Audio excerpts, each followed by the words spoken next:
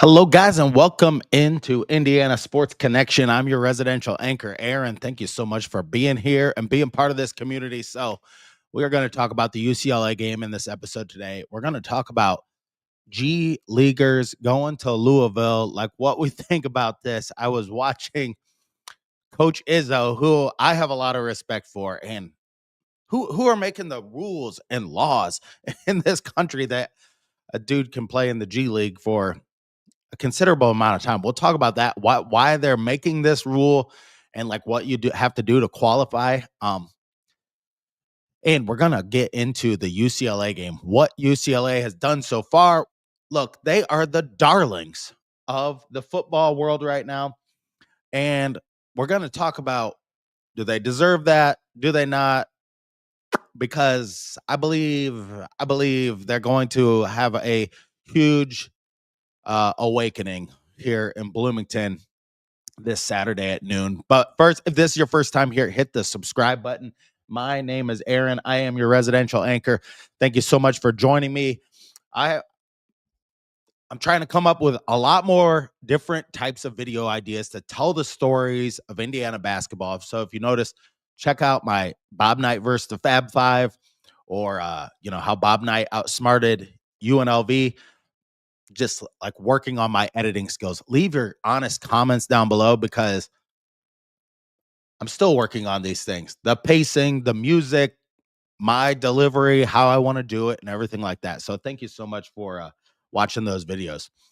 And without further ado, we're going to get right into talking about, and it's Sig versus Sunshine. I know Tim Priller. We're going to talk about the story of UCLA now, what they have done this season.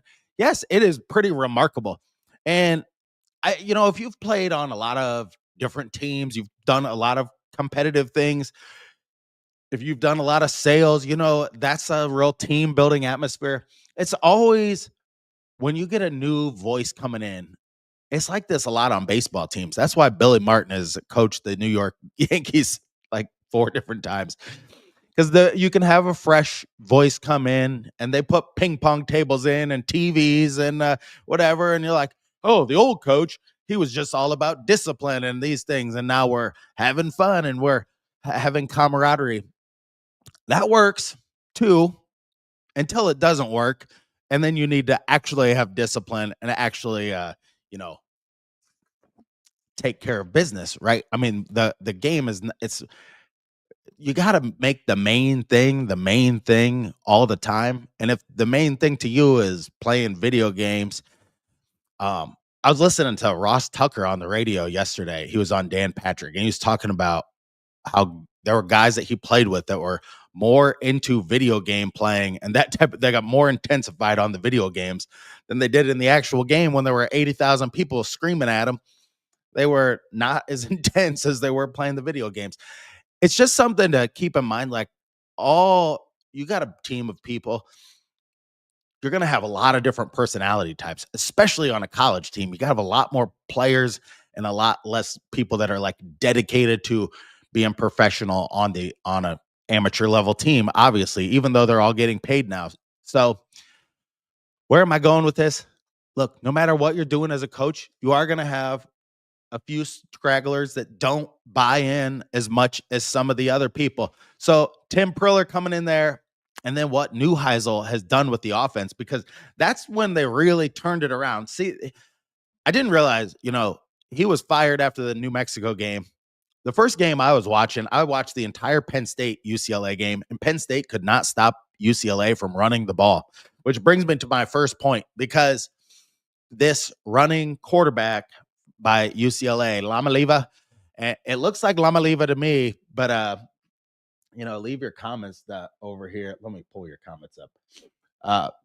But yeah, it's he is going to try to run the ball. This dude is 6'6", 215, and we know from the ODU game where they ripped off those long runs, and Childs had some runs for Michigan State, that this might be where Indiana might fall asleep on defense. I would say I don't know how much they change the game plan week to week. I'm guessing that Signetti gets a really, really specified on his game plans with the amount of time he puts into it. Obviously, I mean, I'm just a guy sitting in my apartment talking about it. So, the more people you have stunt, the more times you have defensive linemen, stunt from the outside to the inside, switch things up, have a lot of exotic plays at the line of scrimmage. That's when those big holes open up. I mean, you have a guy vacate. If you have one guy switch on the other side or something, if you know what I mean, on the offensive or on the defensive line, that's where, I mean, a lineman goes to stunt, all of a sudden their center is able to go right up and block your linebackers. And then the next thing you know, the guy is like right into the next level. And yeah, you're just not able to do anything then. So that is something I'm going to be watching out for in this game. Is Indiana's line going to really keep contained? I think is what they call it, and I'm not a football genius, but you got to keep contained. I mean, I've watched the Colts do it against Lamar Jackson, and they have had a pretty good defensive line. But that's what you're going to have to do. Not let him get to the outside and force him inside, where Aiden Fisher and Jones and those guys can clean the tackles up. So that is going to be huge. Their quarterback, and this dude's a top level quarterback, Nico Lamaliva. Uh, and yeah, but UCLA, their offense has really been rejuvenated. So they switched coaches and then they went to Tim Priller during the Northwestern game and they lost that game. They switched offensive coordinators. That's why Neuheisel's getting so much attention. So they switched offensive coordinators during that Penn State game, and then they were able to really run the ball like right down Penn State's throat. But let's not forget, because I watched that entire game, Penn State really dropped the ball. They came back in that game, but they could not stop the run of UCLA. But UCLA gave up a lot of points in that game to a Penn State team that I just did not think looked very good. And Penn State looks so flat in that game. I don't see Indiana's defense, knock on wood, coming out and just like laying an egg on defense. I think this team's going to be, Signetti is not the coach who's letting them get away with whatever and then having a trap game. But could this game be one where, UCLA puts up a good fight for a good like quarter?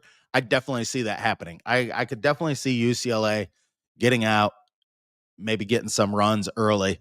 Now, if Indiana can just really stuff their running game,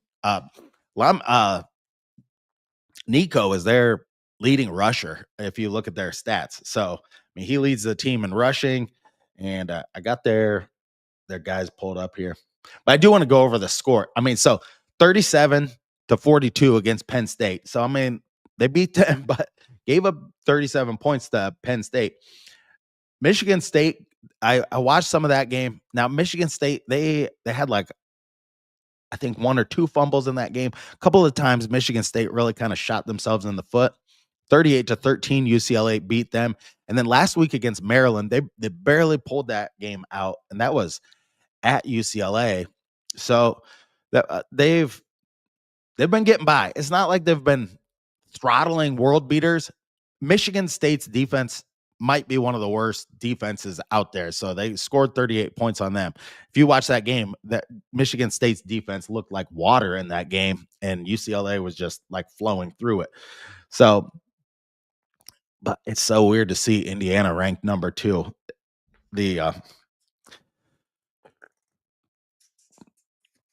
So Tim Skipper, when he came in, I was just watching this thing where they were talking about what he did. He really made him clean up the locker room. UCLA is still susceptible to a lot of this, but yeah, he made him, he did the old, what's his name? Jordan Peters. You got to clean your room. If you just clean your room, then you'll feel a lot better at when your room's clean, then you can leave and you'll feel better. This is a terrible impression, but he made him like clean up the locker room. They were having a lot of penalties early on. they also have had a lot of penalties. Like against Maryland, they had a lot of holding penalties. That's something else to look out for because Indiana's defensive line can be relentless. And if they're bringing extra guys, that can really be the killer if you get these holding penalties in a game like this against a top team like Indiana. So, um, another thing for Indiana going to their defense, Kellen Wyatt is out for, I think, the season. It's going to be Tucker, Wheeler, Landino. These guys are really going to have to step up. Wyatt, of all those guys, he was the fifth leading tackler with 28 combined with assisted tackles and everything like that. So definitely the next guys on the defensive line, Tucker, Wheeler, and Landino, those guys are gonna have a heavier workload and probably gonna have to step in and you know, do what he was doing. Um, that's a loss for Indiana, but I believe that Indiana will be able to make up for that and fill in for him and have somebody else step up to the plate. We've seen a lot of rotation on the defensive line, so there's no reason to think like Indiana should be able to still get like a good pass rush. um the areas of this game that I really think are going to be the most critical is um just stopping their running game, stopping their quarterback from running the ball. He's not gonna throw it all over the yard, and he needs time to throw. Early on, UCLA was not blocking anybody. I mean, I don't think they have a top tier offensive line, and is this a trap game? It may be, but I just think that Indiana is gonna come through. I have a lot of faith in what Cignetti has done so far, and as far as it goes right now, I mean, he's not lost a game at home. I had to think about that, but he's been here 2 years and, almost, and amazing to see, but we've not seen a letdown against a team where, and this is one where they're coming in hot. They're not gonna be overlooked by Indiana, even though they're 4-3 coming into this game because they have kind of been the, talk of the college football world. They're not coming in flying under the radar. Uh, um, if they were 0-6 coming in, and then that this team had the potential to win games, but they just didn't do it. But building off of winning is super important in sports. I mean, I think you learn a lot more about yourself when you win and you start to feel good, and then you start to figure out like what you can do from that point forward. So them getting these wins, even the one gritty win against Maryland, but also, if you look at Indiana's wins, I think they have played like the Iowa game. Uh, Gronowski, I think, really played well and was throwing the ball well in that Iowa game. I think Indiana's defense gave him trouble. That was one where I really did think Iowa's quarterback was playing at a high level, and Indiana's defense just made it really, really difficult for him. And then you got the Oregon game where our defensive line again really made their quarterback, and that was, I mean, it was just a top level player, the quarterback for Oregon, who also has a name that I forgot. But but Indiana's been able to get that type of pressure in these games every single time. It's not been when they've played the top level competition or the low level competition, you don't see them play down to teams. And when they've played now Oregon and Iowa, some harder games, you still really see them like rise to the occasion and get it done. So I got Indiana in this game. I really think it's going to be like 45-17, maybe something like that. Indiana is a 24-point favorite at home against UCLA, which is kind of baffling to me that they're that big of a favorite against UCLA. But UCLA, they might just really be exposed in this game for the the l- the small problems you have when you play Signetti and the way that they're gonna come after you. You may have small problems when you played Maryland or uh, Maryland, Penn State, those teams. But if you're having a lot of like holding penalties and you can't run the ball on this Indiana team, that's when very quickly it can start to come unraveled. And we've seen that a lot of times. And the Indiana defense is very opportunistic of getting turnovers, getting tip balls at the line of scrimmage, and all of that type of thing. I mean, this dude is a big dude that can really stand tall in the pocket and deliver the ball. I mean, I really liked him at Tennessee. He was um, great. He's a top level prospect and can really make it difficult for Indiana. Now he has like a lower leg injury that happened in the last game. So will that affect him? A lot of people, when he went down with that injury, thought it might be something that would be even like more long term. But yeah, it's that could make a big difference because yeah, if your quarterback's gonna be running the ball and he's got his leg is hurt, so that's not gonna make it much easier for him. But let's talk about this before we let you go here. G leaguers now transferring into college basketball. I am so vehemently against this. Like, by no reason should this happen. You make a decision in life. If you want to be a professional, you're a professional. You can't go back and forth from the PGA tour to, playing in amateur events. Um, like this is what like the fabric of our world is being broken down by these top level people at the NCAA that can't make a decision because they're so scared of getting sued. It is just it's baffling that this is happening. So like I read the article how it works out, what you really have to do to make it in.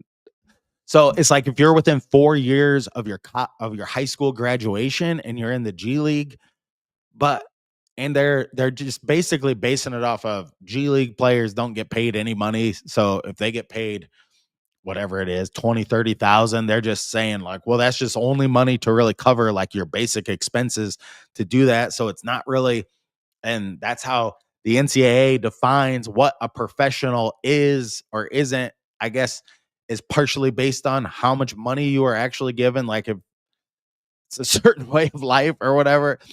I just hate that we don't hold anybody accountable for anything. And a guy can be like, thing is, if you went to the G League, you listened to a bunch of people that you shouldn't have been listening to. That's what you did. If you are in the G League and you are not going to make it in the NBA, and that's apparent, and you're not going to get any more money, now you want to jump back into college, and so that you can maybe make like 200,000 or 500, however much money they're paying all these guys. It's crazy amounts. That dude that just went to Ohio State, that big guy that Indiana missed out on. And a lot of people were saying, well, I heard this dude wanted like $3 million and all this stuff. If your NIL is 12 million for the basketball team, you really want to give one big lummox center 3 million. I wouldn't guarantee that to players unless it was somebody you really thought as the coach, like, we need this guy because we can build a system around this guy or something like that. But it's just getting crazy out there, crazier and crazier. There's no rules to the NIL. We're in the wild west of it all, so it's just more, more. I mean, Tom Izzo, he just like went on this rant about the G League or this guy being able to play at Louisville, but it was yeah the guy's name was and you know Lamar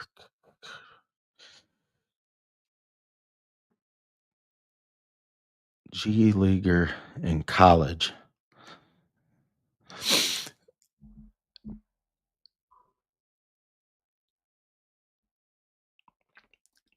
Well, the AI overview is you know, not good, but But yeah, this dude, London Johnson, the guy going to Louisville, and there's a couple more of them, going from the G League. But you know, anybody like riding the bench in the riding the bench in the NBA, riding the bench in the G League. It's not fair because this dude has went up against grown men trying to play in a grown man's league, and has gotten money and been able to. I don't know. Tell me what you think about it in the comments down below because it really rubs me the wrong way. Um, Only because you got to draw the line in the sand somewhere. At some point, you got to be like, look, would minor league baseball do that? I was trying to think about it in different sports, like in the NFL. You know who should go back to college? Anthony Richardson. Anthony Richardson should be able to go back and play like 2 years of college. But you know what? He can't because he made that decision. He collected a small amount of money. Anthony Richardson did. I don't know how much he made, whether it was, in the amount of money that if any of like me and you had it, it'd be, $4 million or whatever. But in the long run, if Anthony Richardson would have stayed in college, he would have made a lot of money in college, probably by now in his senior year. And he would have learned how to play the position and he would have had a longer career in the NFL. He would have learned how to like avoid injuries and taken on coaching and all of that type of thing. And he probably would have been a guy who would have been able to play in the NFL because look at his size, his stature, everything like that. He's got everything except he's not had the experience and the coaching. But not to get on the Anthony Richardson bandwagon, but I'm just saying these types of decisions are made all the time when you want the money more than you want to do the process or you want to like actually have follow through and do that type of thing, then you took the money, don't sit there and bitch about it afterwards. You're in the G League, you made that decision and just live by it. That's all I say. But let me get off of my soapbox here because yeah, it is what it is. I haven't talked about this stuff for a while, but Indiana, UCLA, another part of this game, a 9 a.m. tip off for kickoff for UCLA. And so UCLA, 9 a.m. I think Indiana just throttles them and gets this victory, moves to 8-0.